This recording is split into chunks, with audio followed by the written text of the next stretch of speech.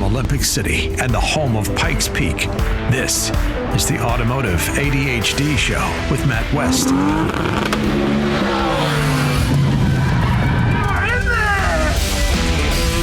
And here we are, rocking it on the Automotive ADHD Show. Matt West here, hanging out with you. Talking cars on the weekend. We're going to talk about how new tests show that the majority of SUVs are lacking in one critical safety aspect. We're going to get to that. Ford's EV division continues to lose money, and they lose it hand over fist as people aren't buying EVs at the rate that they thought, along with the federal government. So we're going to talk about the current status of the market. We're going to play your sounds and more on this edition of the Automotive ADHD Show. Now, I spent much of the week, and big shout out to Obi-Wan Kenobi, who is helping out with this, but I spent much of the week working on my daily driver, my Toyota Tacoma. And I know, you know what I say, Toyota can do no wrong. And this is, again, proof of that as well, that I've had to take the transmission out for the second time in a year, replace the clutch for the second time in a year, and then replace the leaf springs for the second time in a year. But remember, Toyota can do no wrong. And quite the project, though. Quite the project. Your automotive talk show host does do a lot of wrenching on his own cars and sometimes has the help of people like Obi-Wan Kenobi, who's probably sick of me asking for his help at this point. But no, it is an interesting thing that does go to show that sometimes aftermarket add-ons do not work the way you think they would, because I decided in my less than infinite wisdom to put an aftermarket clutch in my Tacoma. Now, I have a V6 Tacoma with the 6-speed manual, and it is the 4-door with the TRD off-road package. And so it's at least for the year I had it, I got it to, it's a 2012. Don't think I'm cool enough to own a new one. I'm not. But that being said, it was a little hard to find. I spent my time looking for it, and it had to be red. That was one key requirement. So all of those things in red, 4-door, short bed, TRD, V6, and 6-speed manual was a little hard to find. So, but I do like my truck, and I thought, all right, well, I tow my trailer with the truck often, and the trailer sometimes has cars on it. Not a heavy trailer. It's an aluminum car hauler, fairly small one at that. So not a heavy trailer. I'm within the weight capacity of the Tacoma, tongue weight, and all of that.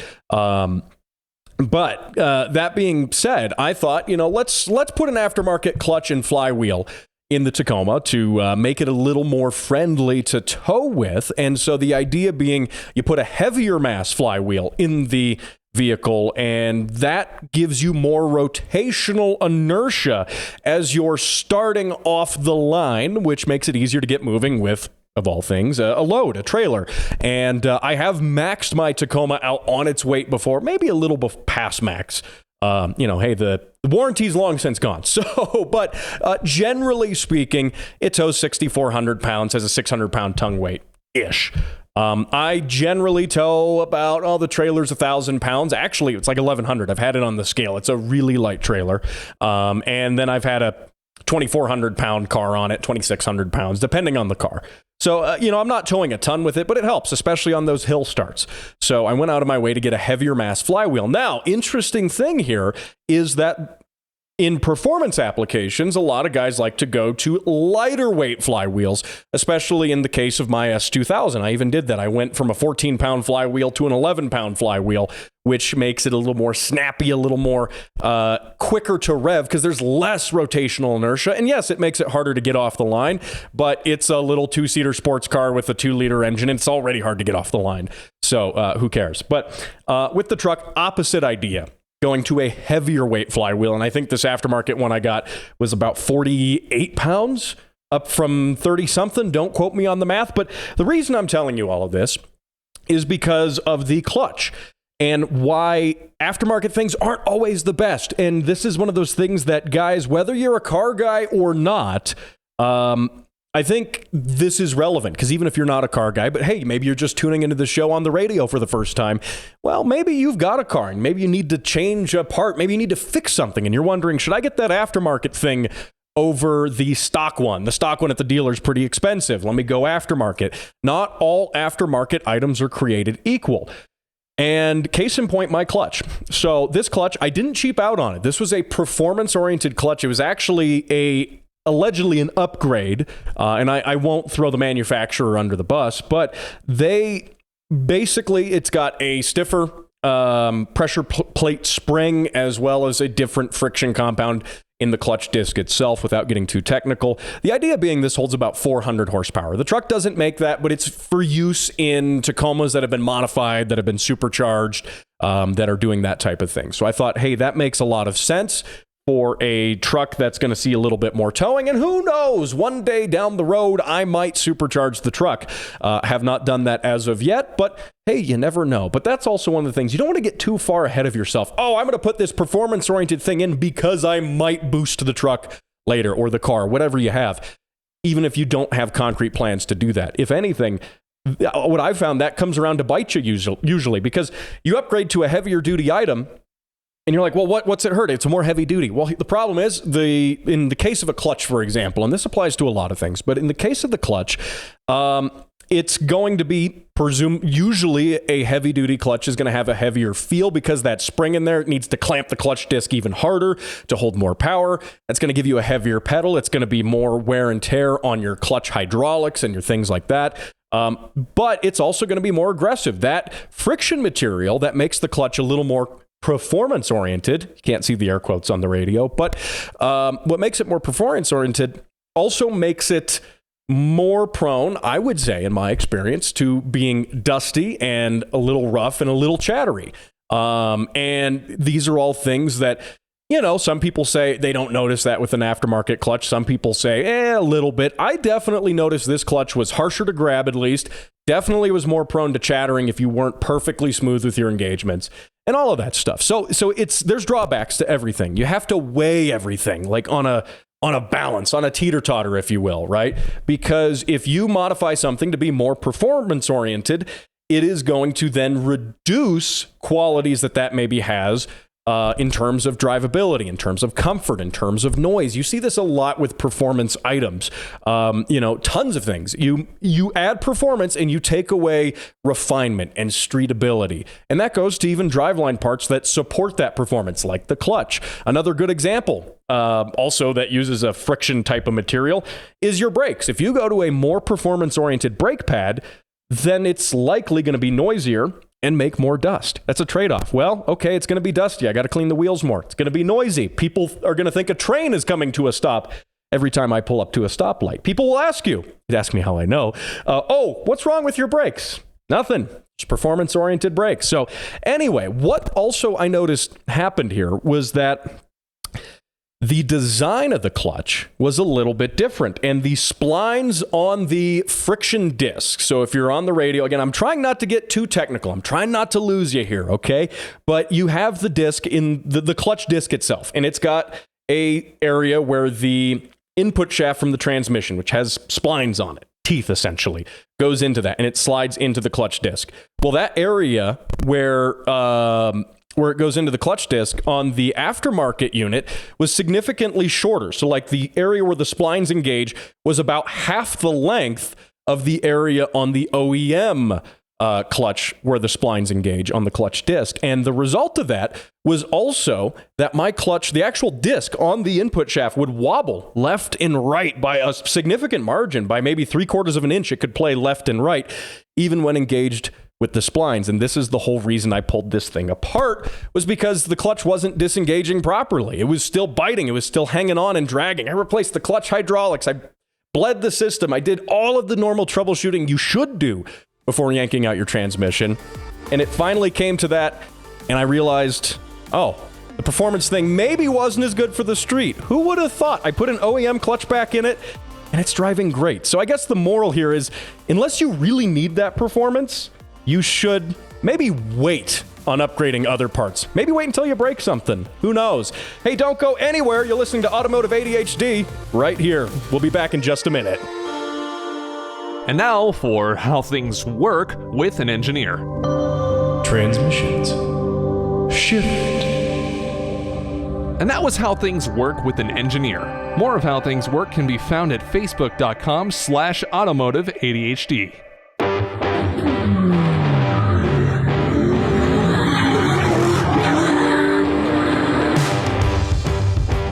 Hey, those car sounds were from a guest previously on my show. You are listening to the Automotive ADHD show. Matt West here, hanging out with you, talking cars. Those car sounds were from Ethan Hunter.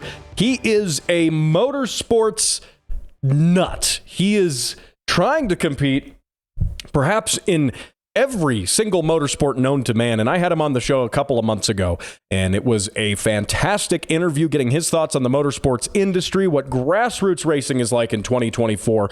Go ahead and listen to that interview if you haven't heard it. You can find it on the podcast as well. Spotify, iTunes, iHeart, wherever, well, find shows. And you know how it goes. This one are downloaded. You can also find it on YouTube and Rumble. Lots of great ways to catch this show, in addition to on the radio. So no matter how you're getting your automotive fix here, whether it's on the radio, podcast, or wherever, thank you for joining me here on this show. Also, before I talk a little bit about car interiors and buttons being problematic, I'm also going to talk a little bit about Ford and the current EV market. Ford's losing a ton of money right now.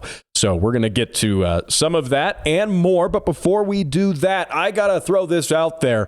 I mentioned it last week, but sponsors. I am currently looking for sponsors. Sponsorship opportunities are available here on the show. So whether you're a small business owner and you want to reach a fantastic audience right here in Colorado, or you want to do something a little more national on the podcast, I think we can make that happen. And I think it's a win-win for everyone. You support the show here, and my listeners also get to hear about some fantastic companies doing some good things. And I think this is a benefit for everybody, including you. So reach out to me, facebook.com.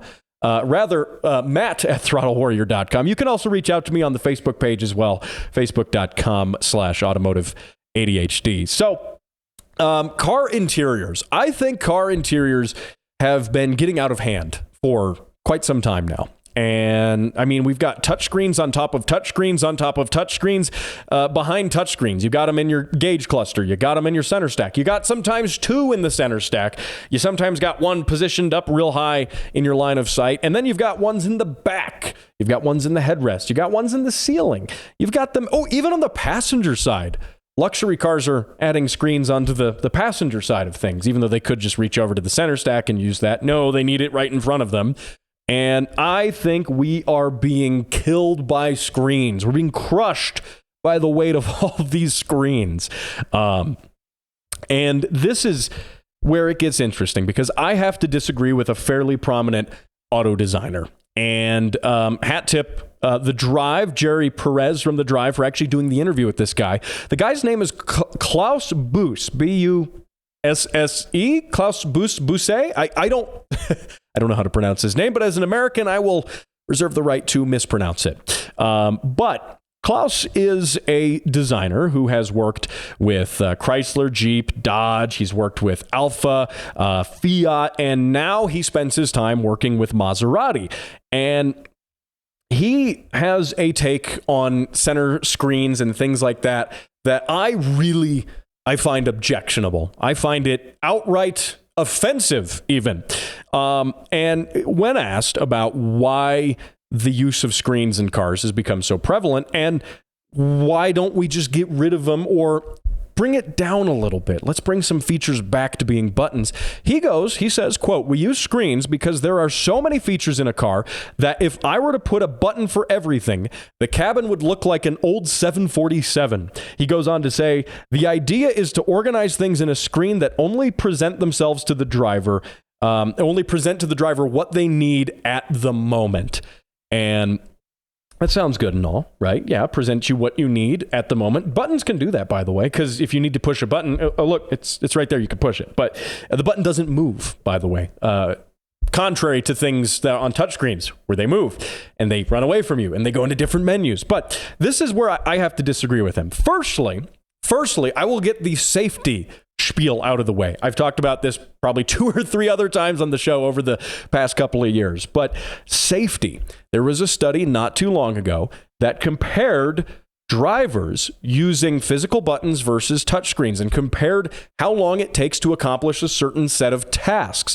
For example, turning on the climate control, turning on the heated seats. And what they found is that not only did it take longer with the touchscreens to do these certain tasks than physical buttons, but that also was time with your eyes off the road. So not only did it take longer, that meant at a longer duration to accomplish a certain task, you have also traveled a greater distance, say at 60 miles an hour. The difference between taking 5 seconds versus 15 seconds to do something, not that the difference would be too drastic, but say that difference could be the difference between you hitting an obstacle in the road or not. At that speed, at that distance, that could be the difference. That could be considerable, really, when you think about it from a safety aspect. So not only are physical buttons quicker to accomplish certain tasks, you don't even have to take your eyes off the road because you can do it by feel and by muscle memory, especially if it's your own car. You've memorized where everything is. You can just reach down, okay, turn that knob, push that button, flip that switch. You can just do that. And that's not something you can do with a touchscreen. I find touchscreens in cars hard to use because you're driving along and there might be bumps on the road and you're reaching out to push something on the touchscreen and your finger might get bounced off from that position as you're trying to keep your eyes on the road and look back and forth. I find the touchscreen experience in cars to not be very good. And now here's where that's the safety spiel out of the way. Here's where I differ with the designer. Because for one, designers, they're not engineers. They are designers. Their job is to make things aesthetically pleasing, typically easy to use. But I disagree with Klaus because, yes, he's worked for Chrysler, Dodge, Ram, Alfa, Fiat, Maserati, and probably has an extensive resume. I could look it up on LinkedIn, but I didn't. But he probably does. And you know what? None of that matters because I, as your humble talk show host, I think I know better than someone who's dedicated their entire life to this. And I think I know better. And not only is he, by the way, just a designer, he's Maserati's global head of design. So he's in charge of all the other designers too. But I disagree with him. And this is where he says, let me say the quote again, everything in the cabin would look like an old 747. He says that as if that was a bad thing. Really, Speaking for enthusiasts, okay? I am an enthusiast. Speaking for car enthusiasts, I want my interior to look like the cockpit of a 747. Why? Because airplane cockpits are cool. If I'm driving my car around, I want to feel like a pilot, right? I want to feel like I am in command of the road itself, and I can accomplish that by having tons of gauges for everything, knobs for everything, buttons, switches in the overhead. You can flip them and turn them on. Like, that is cool from maybe not even just an enthusiast perspective, but anyone who just appreciates stuff like airplanes and cars and things like that. I mean, even your non-enthusiast, I think, would be, I think they would enjoy that experience. And that's where I have to disagree with him. Yes, I want the interior to look like the interior of a 747. That is precisely what I want. I mean, come on. And I mean, look at it this way too. Look at it this way. Think of how many cars have gone out of their way to emulate aircraft. Everything from the 1950s and 60s when they were emulating space age rockets and things like that in their design to, even things like Saab. Saab loves their connection with loved, they're past tense now, but their connection with building fighter planes. They wanted you to feel like you were driving a fighter plane around. Admittedly, a fighter plane is going to go a little bit faster than a Saab, even a Saab turbo. But same thing too with the Supra, the 4th generation Toyota Supra, the one everyone goes bonkers over. The cockpit, calling it a cockpit, not just an interior, deliberately focuses towards the driver and looks vaguely like the cockpit of an aircraft. That was the expressed intention behind that interior. That is cool. That is what even as enthusiasts and perhaps lots of non-enthusiasts want. They want that commanding feeling, the feeling that they're in control of something significant and exciting, right? And so, yeah, I mean, granted, a 747 isn't a fighter plane. It's far from it, but it's still seriously cool.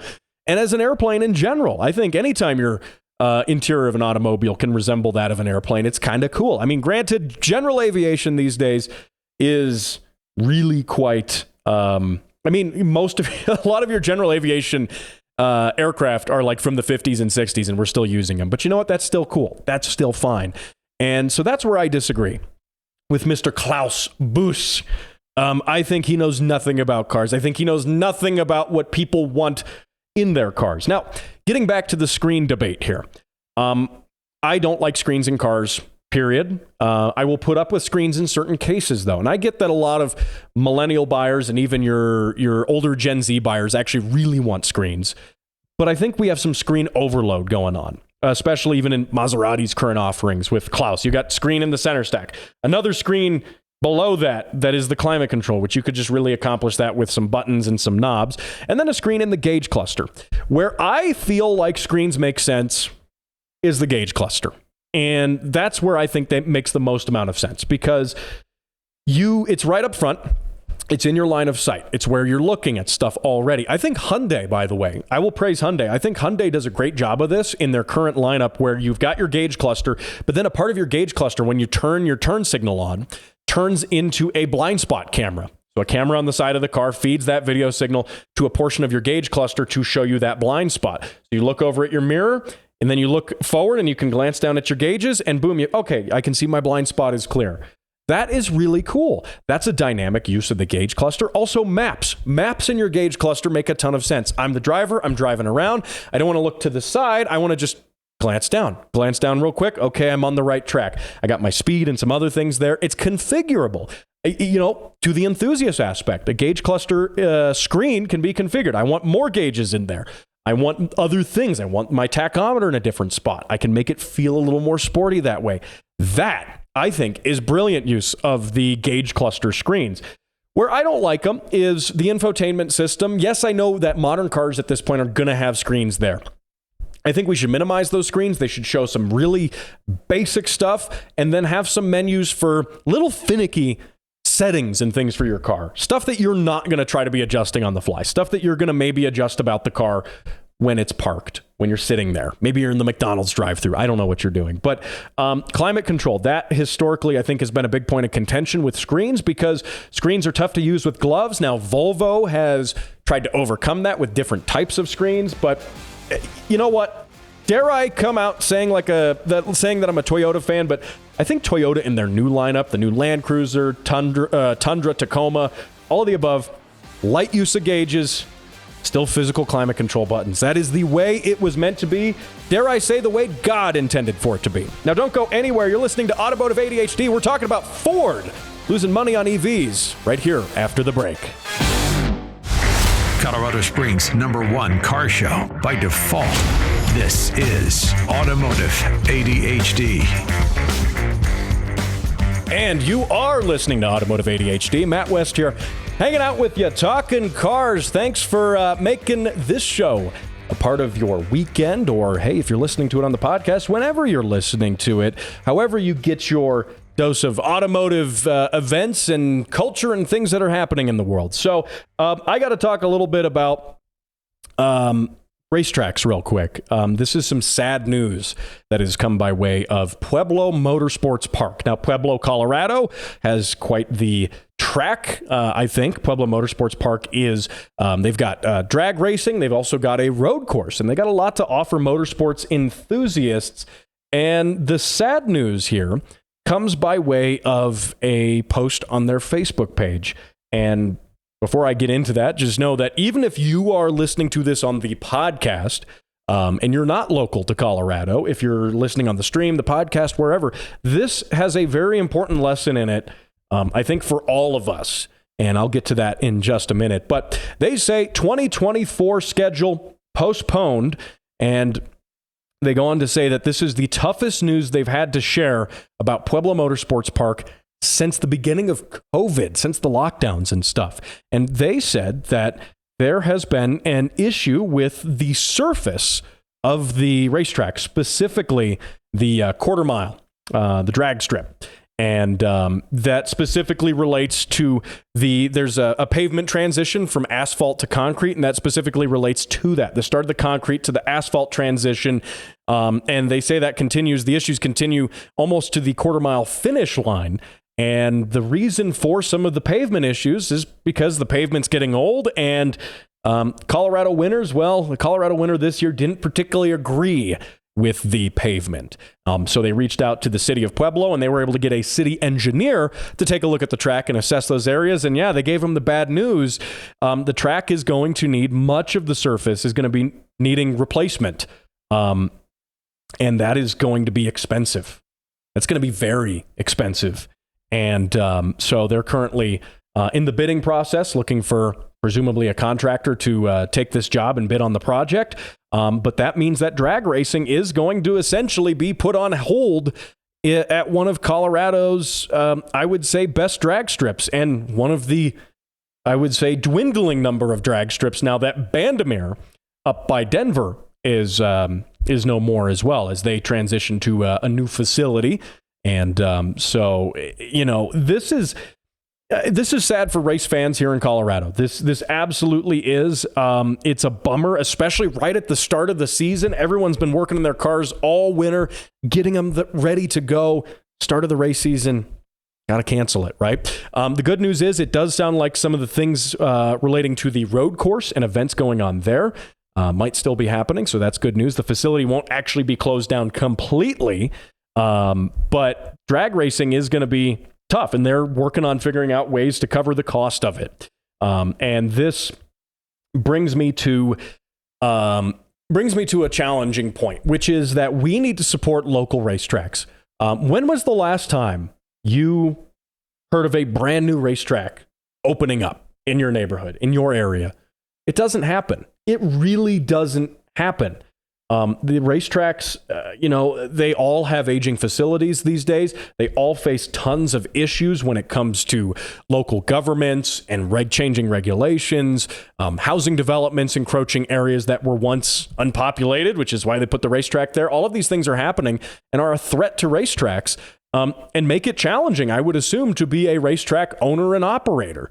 It's expensive and probably, can be challenging in many ways. The good news is it does sound like Pueblo does have some of the support of the city, because I think the city council realizes how big of a draw the racetrack is for the area, because people come from around the state to go to the track. There are competitions and events and tons of things that happen at this track. So I think the good news is it sounds like the city is going to be, at least initially, they're kind of being supportive of what's going on right now. So, but I think whether you're listening to the show locally or you're listening on the podcast, wherever in the world you might be tuning in from, this is important. We need to support our local racetracks, and we need to, we need to show our love for them. We really do. And maybe you're not even a racing enthusiast yourself. Maybe you don't race, but hey, maybe you got a buddy who races after work, does the Friday night drags, whatever, right?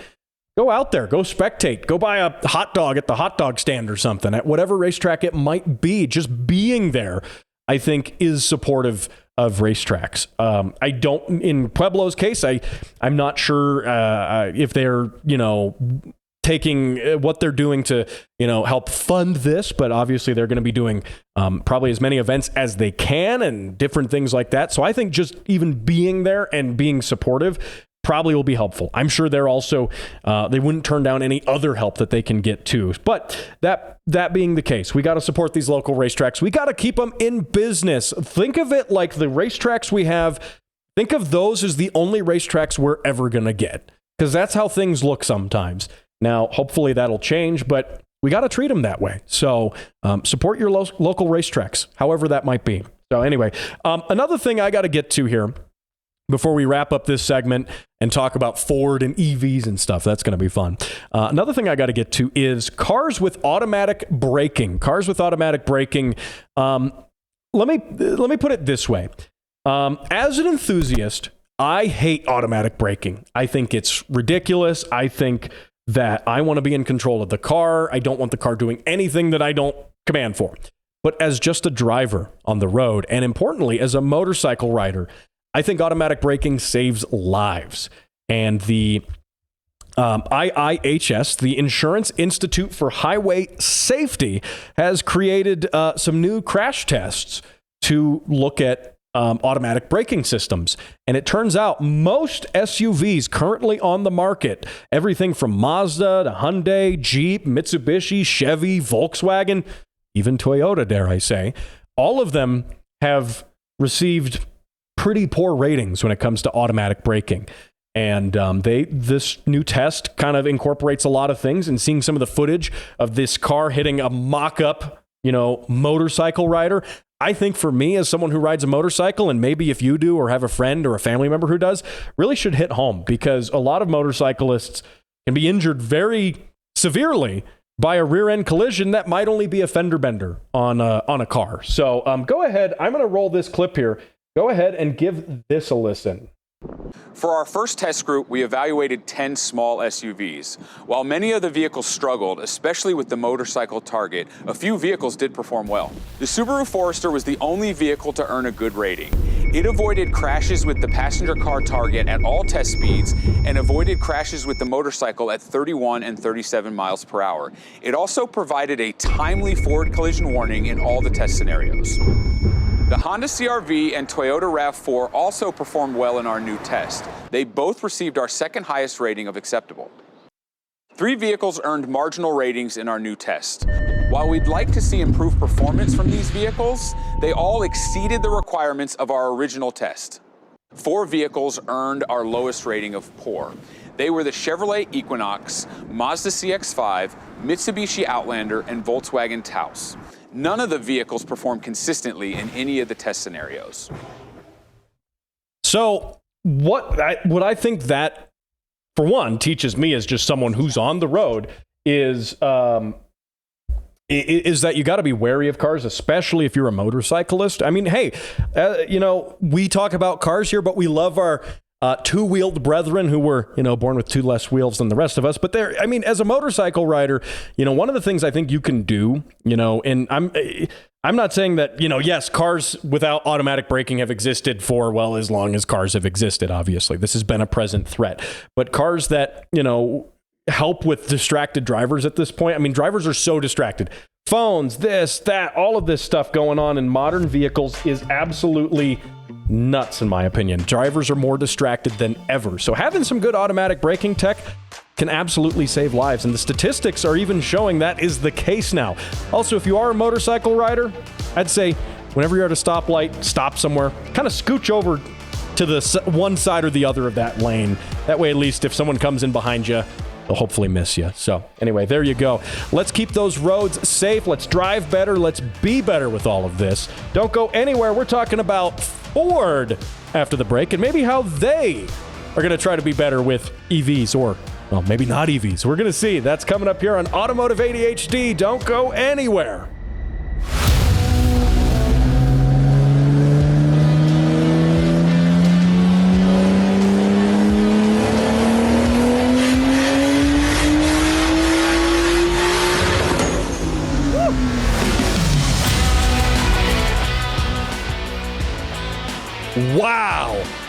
Wow, listen to those car sounds. From the vault, Scott's car sounds there. I played listener-submitted car sounds on the show. You can have them featured on the show, facebook.com/automotive ADHD. That was a really nutty-sounding dyno pull there, in an RB-swapped 240, by the way. But, hey, you are listening to the Automotive ADHD show. Matt West here, talking cars with you. And earlier, I was talking a little bit about Ford. And Ford is losing a tremendous amount of money on EVs. And does this mean that EVs are not as popular as maybe Ford bet on, or maybe the federal government bet on? Let's find out. So this comes by way of Car and Driver. The headline: Ford lost, get this, $130,000 on every EV it sold in the first quarter of 2024. And they reported a 84% drop in revenue from the Model E electric division. This is interesting. Firstly, let's get that big number out of the way. $130,000 lost on every single EV, right? And like, let's look at the cost of some of the things. Like, I'll pull it up right here in real time. Ford Mach-E price, and the car itself is not $130,000. I'll tell you. I'll tell you that much. And starting at $45,000, $45,000 for a 2024 Mach-E. And that's starting at that price. Obviously, it goes up from there. So look at it this way. They're selling you that car for $45,000, $50,000, and they are losing another $130,000 on top of that. Now, they reported a net income of $1.3 billion for the first quarter of 2024, which they say mostly came from their commercial fleet division, which made about $3 billion. And now, they said they blamed industry-wide pricing pressure. I think that comes down to industry-wide pricing pressure.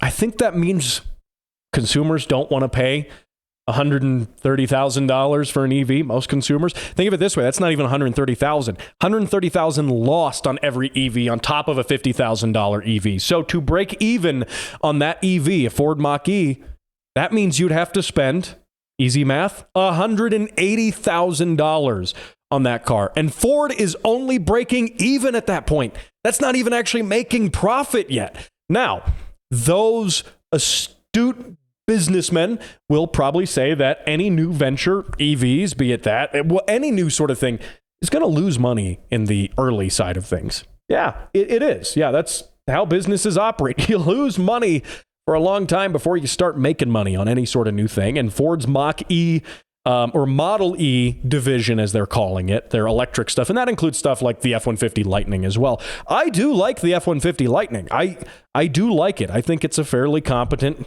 well-rounded electric pickup truck. I like that. It's fine. You should be able to buy that if you want to buy it. If you want a diesel truck, go buy a diesel truck.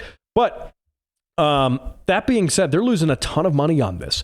And I think, yeah, the market's not bearing some of the prices on these EVs as is, but you also have to think about all the production costs to make these EVs.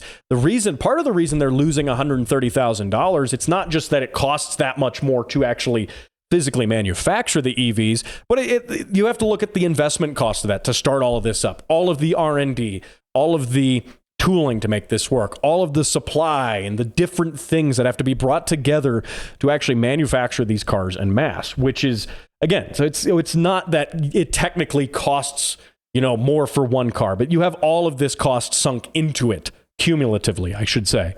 And, but that's interesting to me. That to me is very interesting. And I'm going to tie this in here. A report from Gallup quotes 7% of Americans, up 4% from a year ago, report that they own an electric vehicle. So the number of people saying they own electric vehicles is going up, yet Ford is losing more. They go on to say, Gallup says, that increase is matched by an equal decline in the percentage saying they are also seriously considering buying one, from 12% to 9%.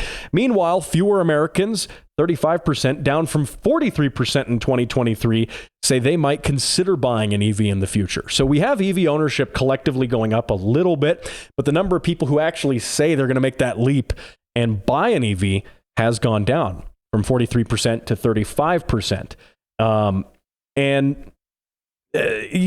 Why is this happening? Maybe some people have, maybe they're waiting to buy an EV now. Maybe they're waiting for prices to come down. There could be a number of reasons for that. But the Washington Examiner also goes on to report, quote, the lukewarm feelings on electric vehicles comes as car makers and the Biden administration scale back their expectation on EVs. Several car manufacturers have delayed or changed their electric vehicle plans amid the lack of consumer excitement. The Biden administration adjusted auto tailpipe emission requirements through 2029, which are, by the way, lower. Those requirements are expected to lower the number of strictly electric vehicles. So they're decreasing their requirement. And so they've been pushing really hard. We want all electric. We want this percentage of cars being electric by this certain date. They're even pulling back on that. And this could be indicative of the economy as a whole. Again, the fact that people don't want to buy expensive vehicles. And you might not even say this is strictly an EV problem, but expensive vehicles as a whole. The car market as a whole on new vehicles is starting to trend downwards a little bit in sales. And perhaps that is because, I mean, you look at the average new car is like $45,000. The average car payment is significant, as people are tightening their budgets on many things. And I think that's definitely affecting EVs here. That certainly is affecting EVs. And part of these market factors are probably what is contributing to the decline in sales with Ford. And again, it's not because Ford is making a bad product, but perhaps, dare I say, this whole electric bandwagon thing perhaps has been jumped on a little too early. I feel like at this point, I don't go a single show without mentioning EVs in some capacity because they are very relevant in the automotive market and the automotive scene. I mean, it's a different technology. It's a different drivetrain technology. The problem is we see declining sales. We see people pulling back, tightening their budgets a bit. And we still have things like $12,000 government subsidies to pay for EVs that people really aren't wanting to buy anyway right now. I think people are leery of stuff right now. Now, granted, there's been a lot of misinformation out there relating to EVs. I think the average consumer is probably a little misguided in how EVs operate. I've heard people say, oh, well, yeah, you got to replace the battery pack after a year or two. That's just not true. In fact, EV battery packs tend to last now for a very long time. There's EVs out there that are 10 plus years old that have 200, 300, 400, even a million miles. I would say 200, 300, 400,000. But EVs generally have a lot less maintenance. There's less moving parts. Maybe a battery pack here or there gets to be replaced under warranty. But generally, these battery packs are lasting a long time. Even on Tesla vehicles, they're finding after considerable mileage in the hundreds of thousands, the battery pack is only degenerated in its capacity. Lithium-ion batteries wear out over time. They have a finite number of charge cycles, and it's only deteriorated by an insignificant margin, maybe 20% compared to the totality of it. So I think there is a lot of misinformation about EVs.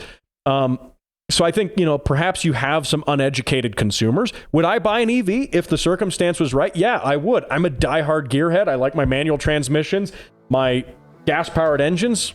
But if the circumstance was right, I could see me owning one for the fleet, maybe as a commuter, whatever. So it's interesting, though, that we're seeing these changes in the market. And maybe it'll level out. Maybe EVs will just be this thing side by side with gas cars, not overtaking it. You buy what you want. Buy what makes sense for you. So, hey, there you go. Thanks for joining me on this edition of the Automotive ADHD Show. Big thanks to Jared, who helps out with the video. Also, thank you to everyone who has subscribed to this on YouTube and Rumble. Give it a follow and also give it a rating on Spotify. I'll talk to you next week when we're talking more cars.